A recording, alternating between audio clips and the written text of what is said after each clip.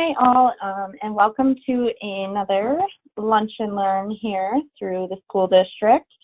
Today we're going to be talking about a topic that is very commonly requested as far as discussion topics, and that is managing that stress that you have in the workplace and kind of finding that balance between work life, home life, and really how to juggle all of that.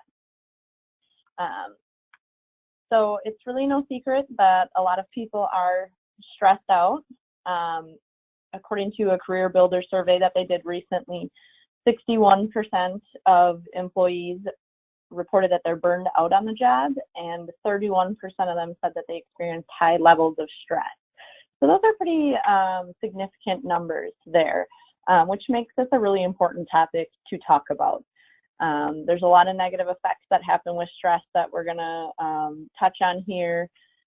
So really finding ways to manage and balance that out is very important for all employees, employers, everybody involved. So today we're going to talk about what causes some of those stresses in the workplace, what are the effects that that stress takes on your body, your mind, your behavior. What are some signs? How can you recognize that you are experiencing those high levels of stress? And then what are some strategies that you can put into place to help you manage that stress and create that better balance between work, life, and all the things that you have going on?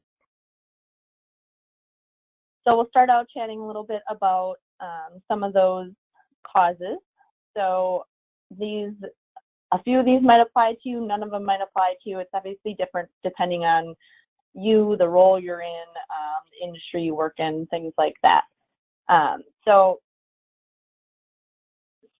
we all experience some stress, right? So sometimes we have deadlines coming up. Sometimes there's just a frustrating moment, and we can get through those. Things get better afterwards. But where it really gets to be a problem is when it becomes consistent. So you feel like you're just having increased responsibilities. There's more and more expected of you. Maybe budget cuts have caused short staffing, so you're taking on what used to be others' work, just having that excessive workload on you. You might feel that you aren't being compensated fairly for the work that you are doing, or perhaps you are, but with the position that you're in, that even fair salary isn't enough to support you. You may have conflict with colleagues, bosses, or maybe workplace bullying that you're experiencing, stuff that has to do with the people that you're around each day. You may feel that your job is too mundane. Maybe you're not feeling challenged enough. You're not engaged or invested in your work. You may feel that no matter how hard you work or how well you do your job, there's just nowhere for you to go. There aren't those opportunities for growth or advancement. You feel like you aren't being supported by your peers, like you have no input in the decisions that are being made that can affect your job. It can also be really frustrating when you're being pulled in multiple directions, or it's really not clear what is expected of you in your role. And then for some, it might be that lack of job security. You may not feel safe or confident that you will continue to have that position that you currently hold, which is obviously a very scary thing. And then another very common one, like we talked about, that work-life balance. How do you balance all the things that you have to do at work while also still trying to have a personal life? So, you want to be able to show that commitment to your employer, but you also want to be able to spend time with family, friends, doing things that you enjoy outside of that. So then, as I talked about, some stress, a little bit of stress can be a good thing in some aspects. It can help you stay focused, energetic, keep you up to the task to meet new challenges, keep you on your toes, help prevent some errors, some mistakes, things like that. So a little bit of stress can be a good motivator, but stress that continues, it builds up, there's multiple factors in it, or something that's just very consistent and unrelenting, that once you exceed that ability to cope with that stress, that's when it starts being stops being helpful and starts damaging your body, your mood, your behavior, things like that. So, as far as your body goes, you might notice some symptoms similar to the ones listed here as far as headaches. You feel muscle tension or pain. You have chest pain, heart palpitations. You feel very fatigued, tired. You have an upset stomach, or even some insomnia. Even if you are feeling that fatigue, you still can't seem to fall asleep at night. It can also affect your mood, causing anxiety or feelings of restlessness. You may find that you're lacking motivation or unable to concentrate. You may be feeling just generally overwhelmed. You might notice you're more irritable or angry, and then sadness and depression can come along as well. And in addition to feeling these effects, a lot of times when you have that excessive stress, you often deal with it in unhealthy ways, which can lead to unhealthy behavior changes too, such as overeating or undereating. Again, those angry outbursts. You may turn to drugs, alcohol, tobacco, things like that, to help you get through stressful moments. You might find yourself withdrawing socially, and then finding less time to exercise. So it's important to recognize if or when you've reached the point where you're stressed or overstressed. For some, it may be obvious. For others, it may be more difficult to spot. Obviously, those effects that we just talked about, those symptoms, those are all signs that you should look for. If you're experiencing them, could be a sign that you're overstressed. Some other things beyond that, you might feel that your work is no longer meaningful. You don't feel connected to your work, your students, colleagues, clients, whatever it might be. You feel like you're just kind of going through the motions while you're there. And you may find that you feel that no matter what you do, it just never feels like enough. You're always behind, and you're constantly worrying about your performance or that job security again. And then another big sign is that you stop taking care of yourself, whether it be because you don't have the time or you're just too exhausted or fatigued, or you're feeling that those feelings of depression. All this can kind of lead you to not do as well with self-care. You find that you're not putting any focus on healthy eating, regular exercise, sleeping well, doing things that you enjoy. And those are all really important pieces. So what can you do to manage your stress? What can you do to improve your situation? So we're going to walk through some strategies that can help you recognize where your stress is coming from, how to either better manage it or even find ways to avoid that stress.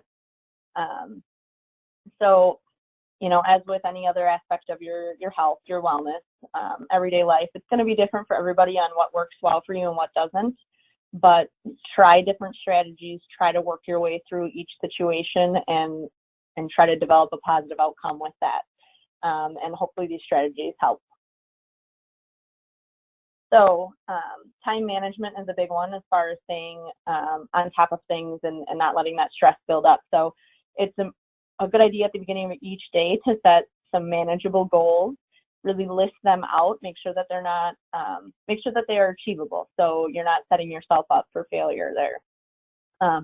And throughout the day, as you're able to meet those goals, those priorities, it can kind of help you feel that control and that accomplishment throughout the day.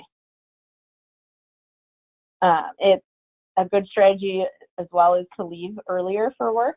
Even just a few minutes can stop you from being rushed as you drive through traffic and you already get to work frustrated and stressed out, or feeling when you get to work that you have too much to do before the day even gets started. Give yourself that extra time to ease into your day. And then before you start, just stop for a minute. Take 2 minutes, sit and relax.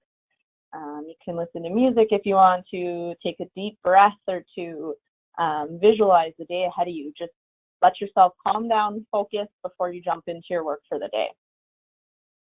And then regular breaks are really important as well throughout the day.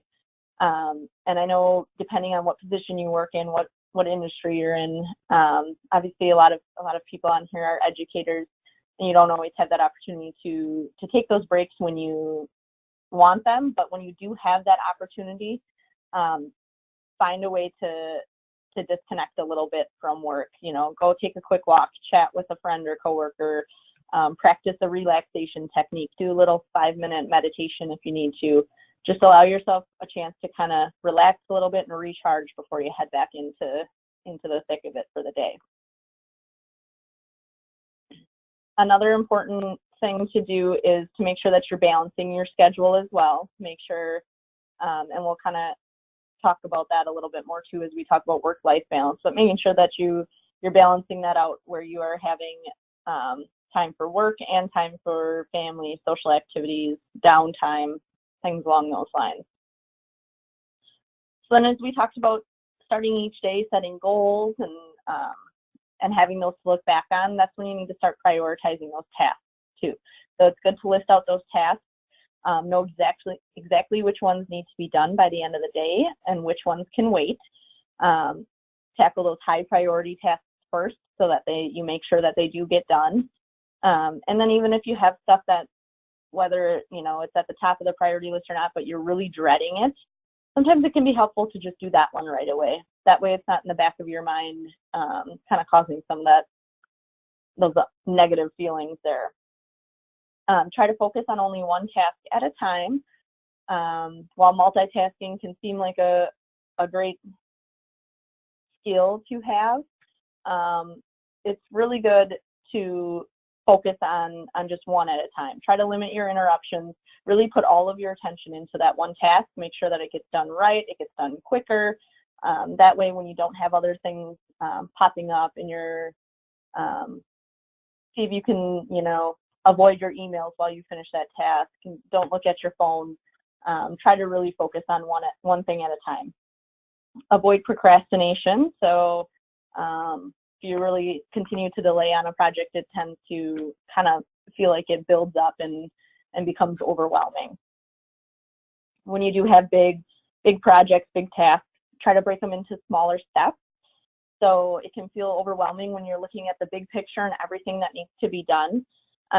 But if you can just focus on one step at a time, and each time that you get through that, you feel that little bit more of accomplishment, like it's more doable, I guess, to say. So try to do it in little steps. Also delegate responsibility, so you don't have to do everything yourself. If you have the ability to ask somebody else to do different tasks that can contribute to the project, you can free up a little bit of your time and reduce some of that stress as well. It's important to be willing to compromise too if you're working with people on a certain thing, or even just with the overall role of your job. Just make sure that you're able to adjust as needed, give and take from both sides, find a happy middle ground to help reduce stress for everybody. And then again, kind of along those lines of delegating, but don't be afraid to ask for help if you don't feel comfortable with what you're doing or you have too much on your plate. No matter how long you've been doing your job, how good you are at it, sometimes you just need some help. And doesn't make you bad at your job or seem weak when you do ask for help. It's just recognizing that the task could be completed better or the outcome could be better if somebody else was able to help you with that.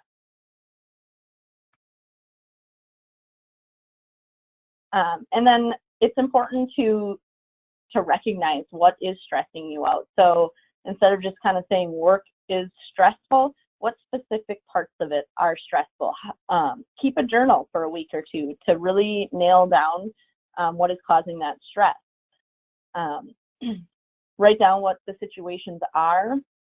Write down any thoughts, any feelings that you had, anything important about the environment you were in, what kind of setting you were in, who else was there, that type of thing. So you can try to pinpoint those common stressors or those repeat stressors.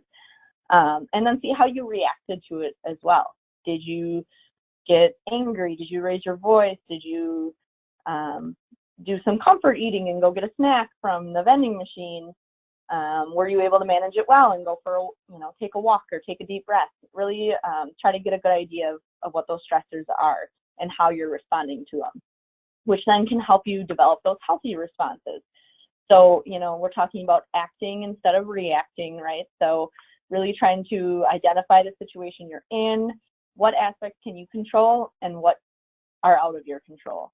And if you're feeling, heated or frustrated in that situation, take a step back, push pause for just a second. Otherwise, you may overreact more than what you would like to. So give yourself a minute to really process what is happening before you respond. It can be helpful too, in a stressful situation, to take a step back, try to look at it from a more objective view of the situation. You'll be more effective. You'll be less likely to take things personally. And then instead of attempting to fight stress with bad habits, like we had talked about, those bad behavior changes that can be from junk food, alcohol, tobacco, whatever it might be, try to find healthy ways to deal with that stress. Yoga, meditation, just exercise in general is a really good stress buster. Make time for hobbies, for your favorite activities, whatever it might be. Make sure that you're getting those activities that you enjoy in, and then make sure you're getting enough sleep as well. Don't let these stressors keep you up at night, cause that insomnia. And then now that you know what is causing that stress, it's important to figure out what you can do in advance to try to help prevent or lessen that stress. So make sure that you are communicating effectively. That goes with, your coworkers, your supervisors, even your family members when you're at home. Try to communicate as much as you can. This is a common problem for workplaces, especially, is that people feel like there's a lack of communication. So be that person that initiates that communication. And, if you are, be honest with your coworkers, with your colleagues or boss when you feel like there's a stressful situation or a difficult situation.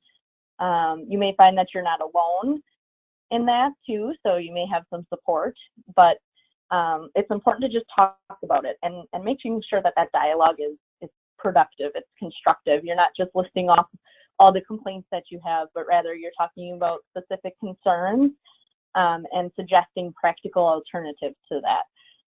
You can't just go in and say everything that you feel is wrong without saying, how could we possibly make it better, and having some input there. Try to look at a situation from somebody else's viewpoint, see if it might look a little bit differently than how you're seeing it, so that you can understand why their reaction is the way it is, or maybe even adjust your reaction, seeing it from a different point of view. And then another important part, we talked about how it can be frustrating to have that unknown or that lack of clarity on your job description and the duties that you're supposed to be doing. So don't hesitate to sit down with your boss, your supervisor, HR, whoever it might be that would be your best resource for that, and really ask them to go through your job duties, talk about it, know exactly what is expected of you, and then be sure to talk to them too about tasks that maybe are in addition to the ones that they had talked about that you're currently doing that either need to be added to that description and incorporated in there in a better way, or maybe that then brings to light that you are taking on more than what is expected of you, and maybe that work can then be delegated elsewhere. And if nothing else, it can at least show them how much you're going above and beyond your normal duties. If you're kind of in that feeling that your job is just too mundane, it's not interesting to you anymore, you're not feeling challenged, it might be time to ask for some new roles, some new duties, or a change in what you're doing.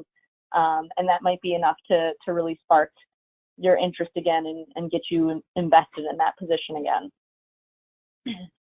And then one other way to be proactive is to talk about any flexibility options that you have for your job. So again, I know a majority of the people that will be listening to this presentation are educators or work in the education system. So flexibility isn't always an option there. But, you know, ask when you can. And for those working outside of that, you know, it's becoming more and more popular to have options for telecommuting or adjusting hours to help with childcare or whatever it might be. But make sure you talk about them and just see what those are, what's available to you. And then it's also important to learn to say no. Again, this goes for work and at home, but we have a tendency to overcommit to things.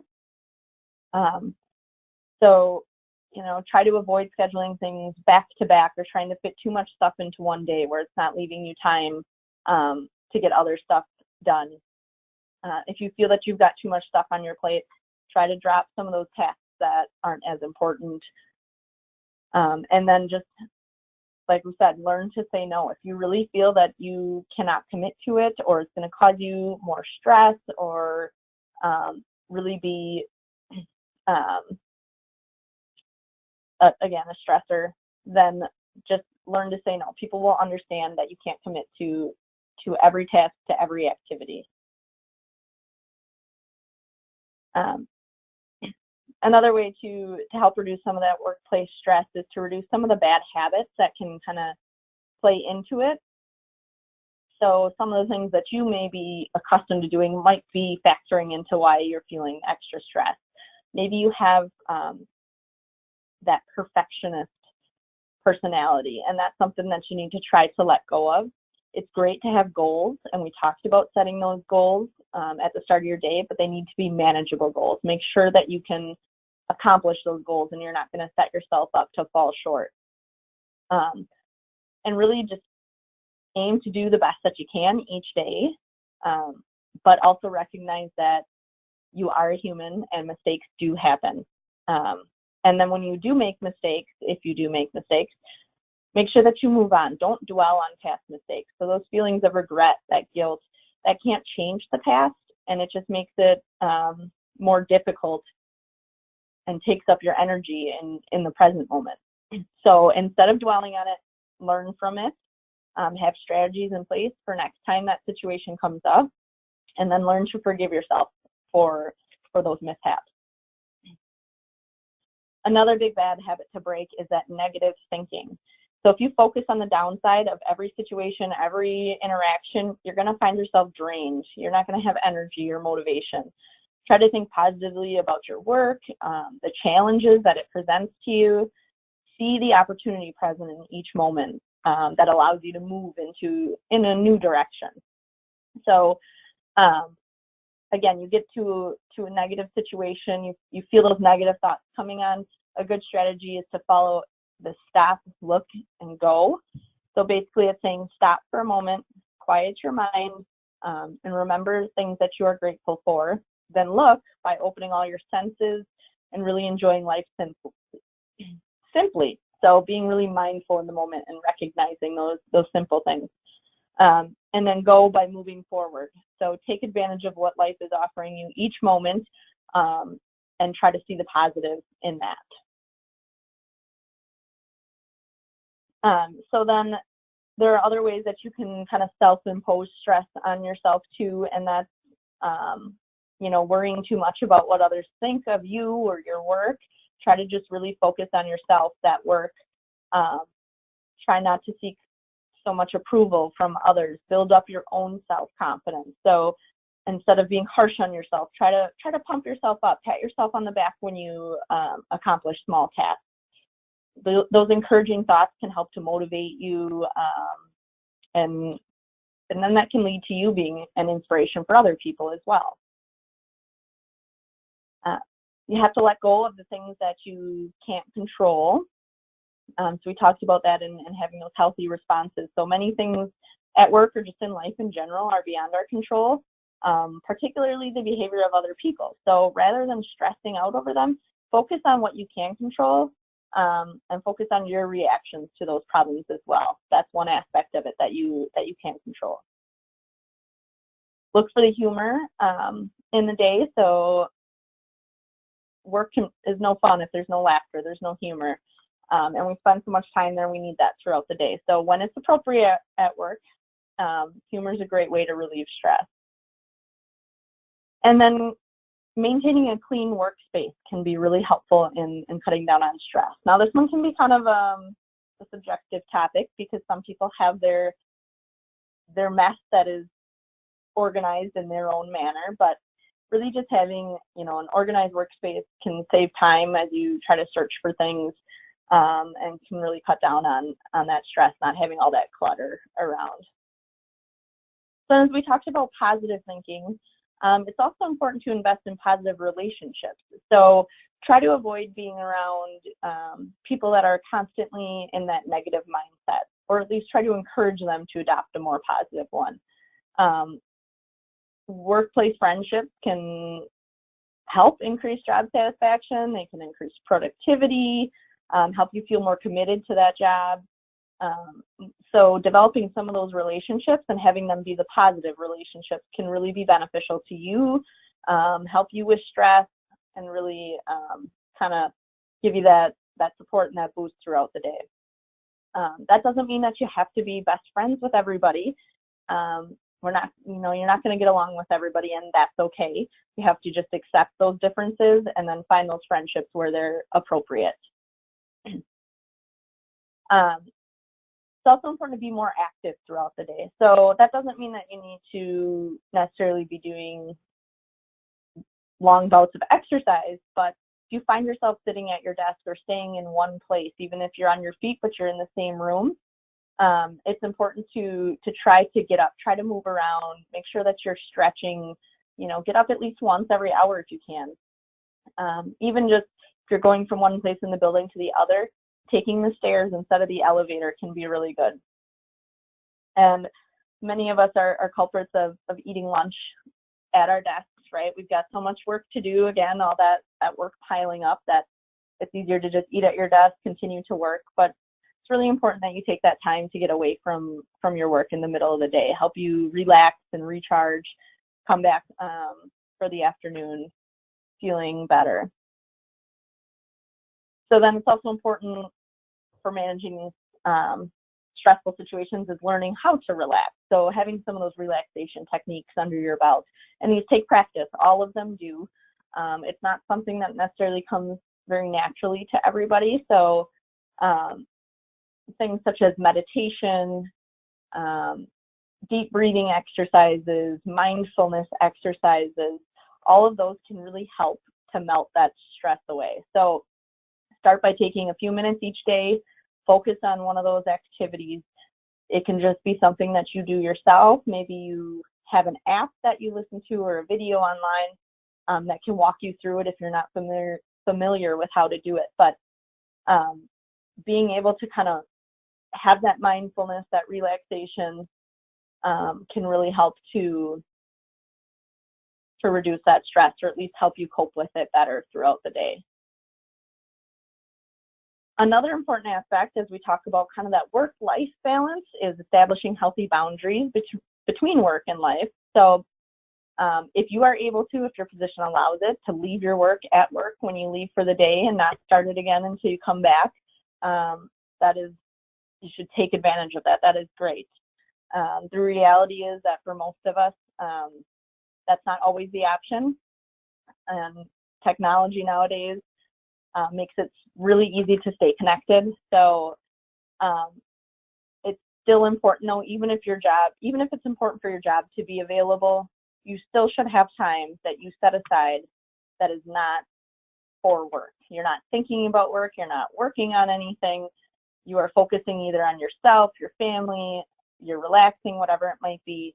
Find that time, build it in, whether it's, you set a cutoff at 8 p.m. on the weeknights, or you say weekends, I'll be available all week, but weekends I'm not available. Whatever works best for your job, figure out how you can set those healthy boundaries.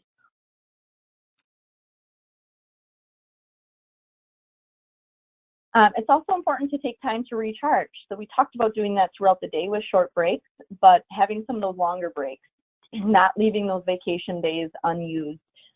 Even if you're someone that doesn't enjoy traveling, it doesn't mean that you have to do that. It's just saying take a step away from work for a little bit, remove yourself,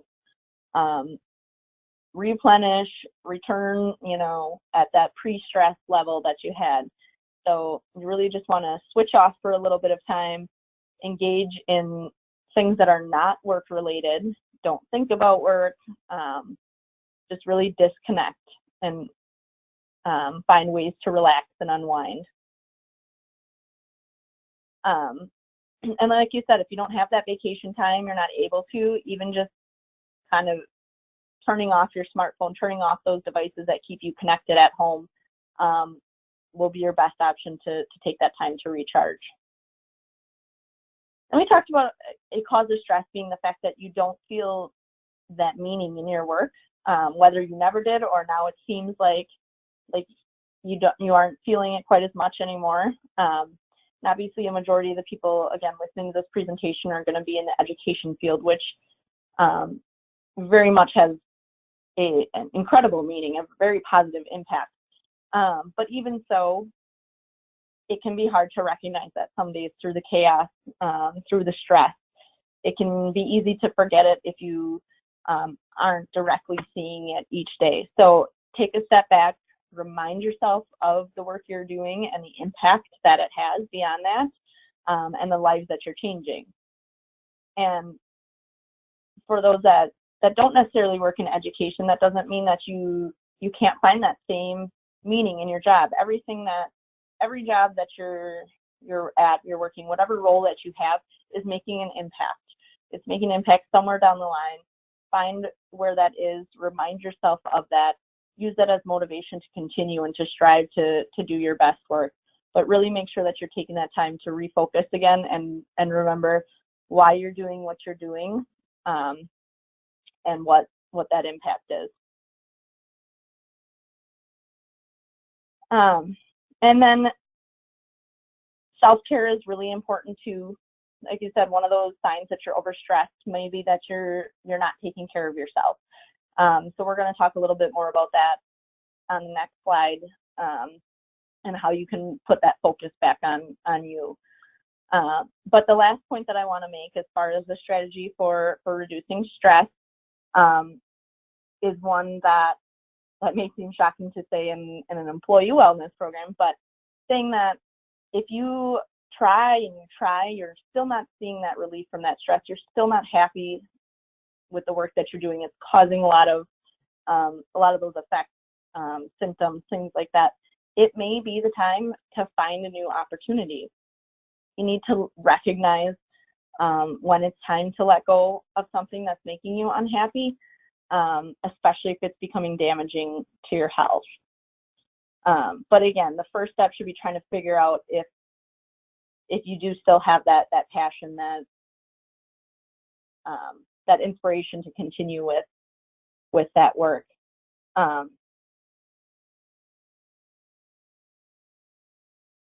So, and I think, obviously your employer, your HR, whoever it might be, would agree with that. They want to have employees that are happy, that are healthy. That helps with, the vision of each company and the productivity and things like that. So we spend so much of our time at work that you need to really enjoy some of that time that you're there at least. So then talking a little bit about finding that balance. Good part of that is managing those stressors at work so that that's not taking up your time when you are at home. But then you also need to invest in your personal life. I apologize for the bell. If you define yourself by your job, it's much easier to let workplace stress and insecurities take over your life. So you need to find that joy and that purpose outside of your workspace as well. Don't just treat your home as a place where you rest before, clocking back in for another shift. Really take that time to spend on yourself and with your loved ones. So again, unplugging can be really important. And that's not even just from your work devices, but that can just be from technology in general. So, that same technology that makes it easier for us to do our job can also be a hindrance as far as being able to disconnect and taking that personal time. So again, setting those healthy boundaries, setting those cutoff times on when you're going to leave work at work and when you're going to spend that time for yourself and your family. You need to prioritize, again, just like we suggested you do each morning at work. You should make a list of the tasks that need to get done at home and then prioritize them. What needs to be done, what's important, what can maybe wait for later, and then you'll get that sense of control, that sense of accomplishment as you check those off of that list, and you have that organization there. And make sure that you're kind of trying to keep those tasks organized efficiently. So if you have errands to run, try to do a few at once instead of, running out multiple times a day or a week. Try to do your laundry if it's easiest for you to do it little by little throughout the week instead of having a pile at the end of the week, or maybe it's easier to just dedicate, a couple hours or a full day to it. But try to figure out how you can do everything as efficiently as possible so that you have more time to just enjoy as well. Not overcommitting at home is important too. So just like you need to manage project tasks at work, you also need to manage your workload at home. If your calendar is just packed with activities, it could be a good time to really sit down, reevaluate what you're doing, what's most important. Are there things that you can let go? And then learning to say no when new things pop up too, if you don't feel that it can fit in. Don't stretch yourself in every direction. You're stressed at work, you're stressed at home, you're running around, and you're really just, you don't have that time to enjoy things. So developing a good support system is important too. Having those relationships with friends, with family, having people you can turn to talk with or that can help you through difficult situations, and people that can help with maybe some tasks that you have that can free up some of your time, which kind of leads into that divide and conquer. So again, like we talked about, delegating tasks when you're at work can be really helpful to do that in your home life as well. Don't feel like all of the responsibilities of the house, the family, whatever it might be, are on your plate. If there are ways that people can help, whether it's a spouse, older kids can help with some chores, things like that, try to delegate that stuff so you don't feel like it's all on your shoulders. Make sure you take time for a hobby, for things that you enjoy. So whatever it is that makes you happy, find time to incorporate that into your personal life as much as possible. And then again, practicing that self-care is really important. When you're stressed, when you're busy, when it's chaotic, it can be really easy to have that be the first thing that gets put on the back burner. You focus on getting everything else done, taking care of everybody else, and we just tend to put ourselves last. We need to put ourselves first. We need to make sure that we're healthy, we're happy, so we can do the best at our jobs, we can be the best for our families. So make that decision to set aside time for exercise. You may need to schedule it in your calendar like you would any meeting or appointment, or a kid's practice, whatever it might be. Put it in your schedule so that becomes one of those tasks, and make sure that it's high priority. Same with planning out your meals to make sure that you're eating nutritious meals, building good sleep habits,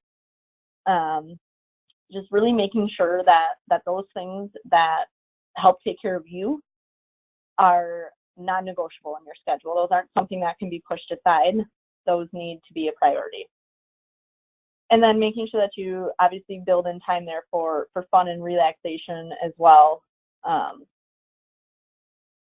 then finally, don't be afraid to seek help from professionals. Don't let stress stand in your way of your happiness. There are ways that you can get help to help reduce that. If you're feeling that overwhelmed feeling, it's persistent, that may be a sign that it's time to reach out to somebody. And there are a lot of different options with that, whether you see your own medical provider. The school district and most other companies have EAP programs that you can reach out to, and they can provide support for you. I, as a health coach, can provide that support as well if you want to talk anything about stress management, anxiety, depression, any of those other self-care topics, anything to help you stay well and healthy. It can be anything. It doesn't even just have to be workplace stress. It can be family conflicts, mental health issues, financial concerns, whatever it might be that's causing that extra stress on you. If you feel that it's gotten to that point where it's overwhelming you, reach out, find that support. So just to kind of summarize what we talked about today, it's important that you know what signs, what the signs are that you are becoming overstressed. Then you need to identify what's causing those stressors so that you can develop good techniques to manage that stress. Build a support system. Have those family, friends, coworkers, people that you can really rely on to help support you during difficult situations. Take care of yourself. Like we said, you need to be healthy to be able to perform well at your job, to be able to take care of your family. So make sure that you are taking care of yourself. And then getting help when needed. Again, finding that professional support when it comes to that point. So that is all that I had for the presentation today.